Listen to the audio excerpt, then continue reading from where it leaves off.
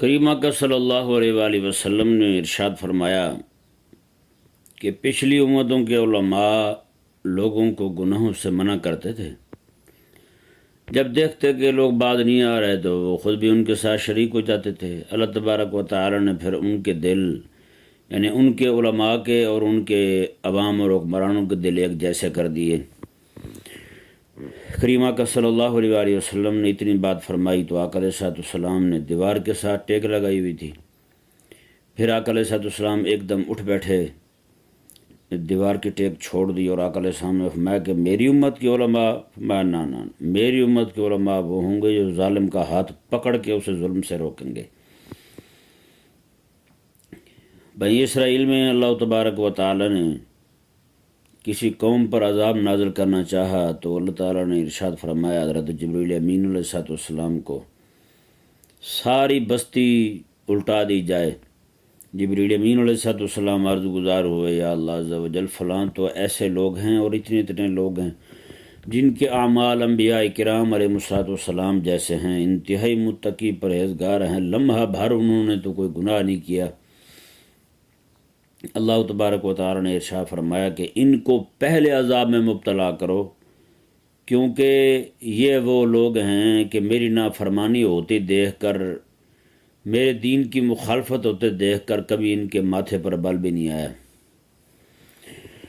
اللہ اکبر کبیرہ۔ تو اس سے یہ ثابت ہوتا ہے کہ عالم ربانی ہو وہ کبھی بھی حکمرانوں کی بے دینیوں، لادینیوں اور ان کی بدماشیوں، فحاشیوں، عیاشیوں، بے حیائیوں پر خاموش نہیں رہ سکتا کہ معاشرے میں جو بھی ہوتا رہے وہ خاموش پڑا رہے، ایسا نہیں ہو سکتا۔ آپ اسلاف کی تاریخ کو اٹھا کے دیکھ رہے ہیں، حضرت سیدنا شیخ الامام عبد القادر الجیلانی رضی اللہ تعالیٰ عنہ کیسے آپ حکمرانوں پر تنقید فرمایا کرتے تھے۔ جی وہ کسی کو، ایسے بندے کو، ظالم کو گورنر بنا دیتے یا کوئی حاکم بنا دیتے، کوئی منصب دے دیتے، تو حضرت سیدنا شیخ الامام عبد القادر جیلانی رضی اللہ تعالیٰ عنہ تو خاموشی اختیار نہیں فرماتے تھے، سیدھا ٹوکتے تھے ان کو۔ جو ایک مرتبہ ایسا ہی ایک حاکم مقرر کیا گیا جو اپنی ظالم ہونے میں بڑا معروف تھا، تو حضرت سیدنا شیخ الامام عبد القادر جیلانی رضی اللہ تعالیٰ نے بہت زبردست تنقید فرمائی خلیفہ پر، یہاں تک کہ خلیفہ کو اس کا عہدہ اس سے واپس لینا پڑا، اس سے فارغ کر دیا گیا اس عہدے سے۔ آج ہمارے دور میں ہمارے مولویوں کو کوئی لینا دینا نہیں ہے، انہیں بس عبادات اور اس طرح کی چار چیزیں جو ہیں انہی پر ہی ان کا انحصار ہے۔ اللہ اکبر، چاہے ظالم ہو، کافر ہو، بے دین ہو، حکومت جس کی بھی ہو، اسے کوئی پرواہ نہیں ہے۔ ایسا ہی سلسلہ ہوا تھا بغداد میں، حاکم بغداد کے ساتھ موصل کا جو حاکم تھا، گورنر، اس نے لڑ کر کے اپنی حکومت علیحدہ قائم کر لی موصل میں۔ موصل میں دو بڑی چیزیں بڑی مشہور تھیں ان کی مصنوعات میں سے، ایک تو جنگی آلات اور دوسرا جو ہے ان کا گانے بجانے کے آلات موسیقی، یہ بڑے مشہور تھے پوری دنیا میں اس وقت موصل سے۔ تو ہلاکو خان نے جب حملہ کرنا چاہا بغداد پر تو اس نے ایک دم دو وفد روانہ کیے، ایک موصل میں اور ایک یہاں،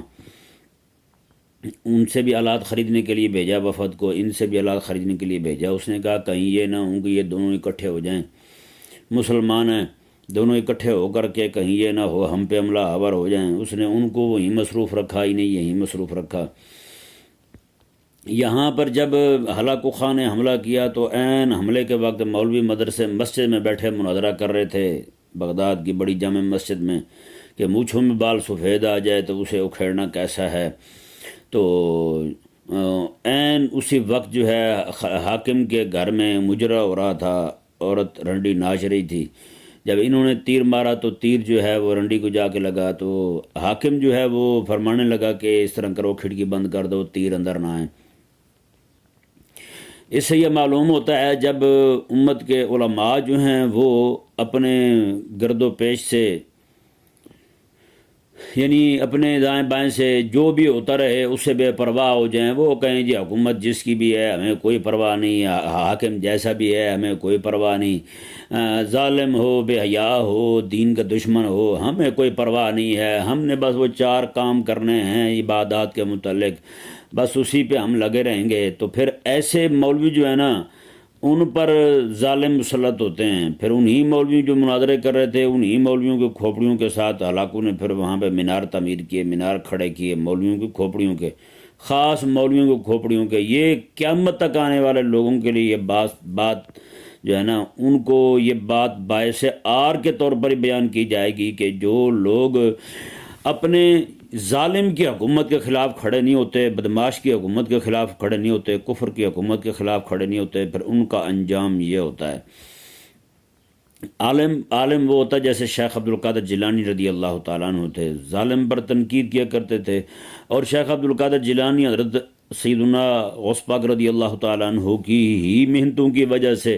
بعد میں زنگی اور ایوبی وہاں پہنچے۔ اس سے ثابت ہوتا ہے کہ عالم غیرت والا ہونا اللہ تبارک و تعالیٰ پھر بندے غیرت والے کھڑے کر دیتا ہے۔ جی کس کو نہیں پتہ کہ ایوبی رحمہ اللہ جو ہیں وہ حضرت سیدنا شیخ الامام عبد القادر جیلانی رضی اللہ تعالیٰ عنہ کی دعا سے ہی آپ آگے بڑھیں۔ حضرت نجم الدین ایوب رحمہ اللہ جو ہیں وہ آتے ہیں حضرت سیدنا شیخ الامام عبد القادر جیلانی رضی اللہ تعالیٰ عنہ کے پاس اپنے 10 سالہ بچے کو لے کر، حضرت صلاح الدین ایوبی رحمہ اللہ کو لے کر، تو آپ کی بارگاہ میں دعا کا کہتے ہیں حضور دعا کریں اللہ تعالیٰ میرے بیٹے کے لیے خیر والا معاملہ فرمایا۔ حضور سیدنا شیخ الامام عبد القادر جیلانی رضی اللہ تعالیٰ عنہ نے یہ دعا کی اللہ تعالیٰ اسے اسلام کا بڑا مجاہد بنائے، تو پھر وہ اسلام کا مجاہد بنا۔ مسجد اقصی پھر واپس آئی، یہودیت نصرانیت کے تابوت میں کیل ٹھونک دی گئی۔ جی جب عالم ایسا ہوگا کسی معاشرے میں تو پھر آگے سارے معاملات صحیح ہوں گے۔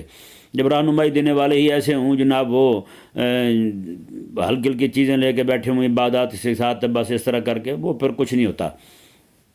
ہاں اللہ تبارک و تعالی آسانی والا معاملہ فرمائے، ہمارے جو اس وقت کرتا دھرتا ہیں انہیں اللہ تبارک و تعالی سمجھ عطا فرمائے کہ وہ کفر کے خلاف، کفر کے نظام کے خلاف، کفر کی حکومت کے خلاف، طاغوتی نظام کے خلاف کھڑے ہوں، اور اللہ تعالیٰ انہیں ہمت دے کہ یہ ان کے خلاف بولیں۔ اللہ تبارک و تعالی ہم سب کو غلبہ دین کے لیے جد و جہد کرنے کی توفیق عطا فرمائے۔